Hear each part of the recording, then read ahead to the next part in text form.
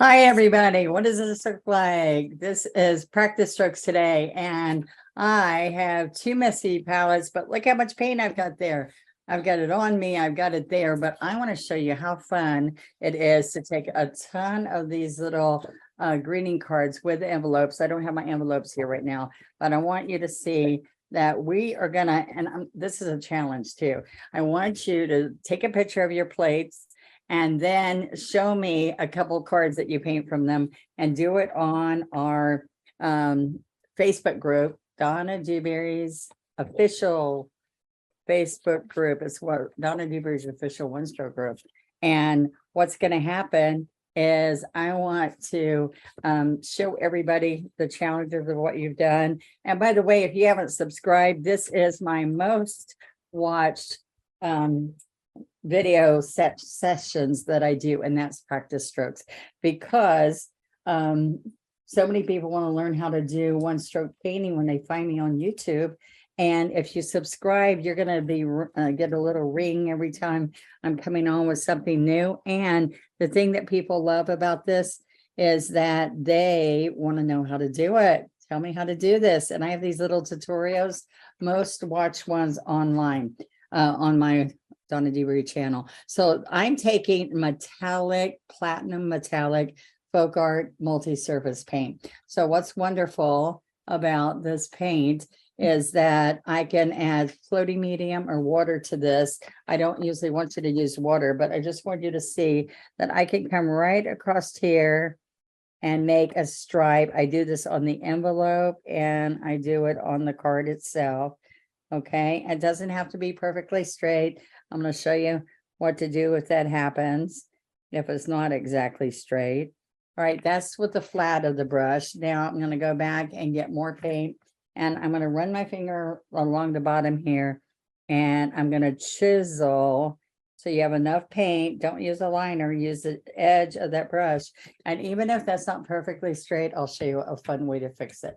All right. So that nobody will notice that it's not exactly perfect. And by the way, if you send a hand painted card to somebody, they can't believe that you actually painted it. All right, so you could take this liner and you could just weave it in and out. Even the weave isn't perfect, but guess what? When you get through, people are thrilled. I want you to be sure that you sign it. And like sometimes I just sign along the front here, going a different way than normal, but sometimes I like to sign the back. So watch really careful. Don't be on a messy surface, because you don't want to have the back all messed up, because then that means you have to paint some on the back too. All right, so I want you to see I'm dipping white. This is wicker white and platinum silver. All right. So by the way, you can paint this on a glass plate too, and it works. It stays. From a greeting card to a glass plate, the silver and white look beautiful on glass, on wine glasses. Look at this. I'm just wiggling around, getting petals all the way around. Okay, see that shiny, shiny? Now I don't need any more white. I just need to keep getting silver. Okay, so watch how this happens. I'm excited to show this to you today, and I'm excited to give you a challenge, because I'm telling you, we waste so much paint. Some of you don't, but I have to tell you, when I think, look at this, we could turn this into cute cards. We can paint on multiple things with just the leftover paint. Okay, so then I can come right here. I can do maybe 1 or 2 little strokes there. All right. And then I'm going to take my liner and I'm going to get straight white paint, and I'm going to just make little, see these little stamens in the middle, little teeny stamens, thick white paint, and then the texture stays there. So it's kind of fun. All right. And then you can take the silver with the handle of the brush. You dip dot. These are dip dots. And there you go. So repeat the stripes at least on your envelope, and you have something really wonderful. Okay, so now next, these are just a couple that I'm doing of ones that I am doing with this leftover paint. So let me show you this one. All right, so I'm going to dry off my painter sponge. I'm going to streak through here. All right. Now I'm trying not to make this too messy. So let's lay a paper towel. I've already made it messy. Let's lay the paper towel down so that we don't get the back of it messy. Now look what happens here. I'm just going to streak this down across here. Oh, fold it so that you don't get on the back. And I don't want this perfect, right? I want you to just come along here with your painter sponge and then leave it just like that. And we're going to come back and paint something great. Okay, that's just a quick, easy look. Now I'm going to use the other end of this sponge, and we are going to fold it again. And this is what I'm going to do. I'm going to use light blue, and I'm going to make the sky. All right, this is just like a quick little landscape. I had some green in there too. Let's put that green in there. All right, and then I'm going to take the blue. Let's do a little bit more blue because this can be water. All right, I'm also going to just take some burnt umber and white. That's too dark, so we're just going to make some little bit of ground here. Okay, I've got something fun you're gonna like. Okay, so this water is going to just come over here a little bit. There we go. All right, now I am going to take a dauber, a little wood dauber.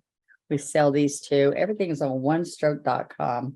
All right, so I'm going to take this. I'm going to get a little daub without wetting the sponge, and a little bit of yellow ochre, and then a little bit of white. So just use whatever's on your plate. You'll never know what it's going to turn out to be. Now look, I'm going to go right here and go like that. So guess what this is? It's a sunset. Now I'm going to come right here because let's see if it got on the water here. This is your horizon. So now I'm going to take and I'm just going to bring it across here. All right. So we are going to take and make it a stronger blue here. Okay, now this is what I want to do. I want to do a palm tree. So since I've got burnt umber and wicker white and some greens, I thought this will work great.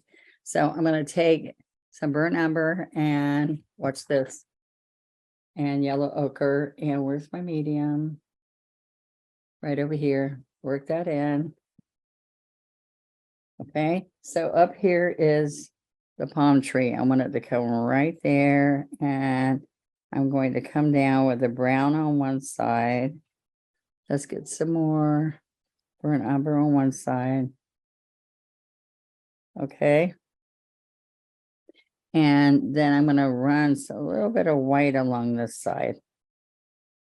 All right. Now, this is what we're going to do. We're going to make some sea oats over here. I'm going to take a little bit of grass, seagrass. All right. All right, we put a little bit of citrus in there. All right, then we're going to use a rake. I'm still going to come along here.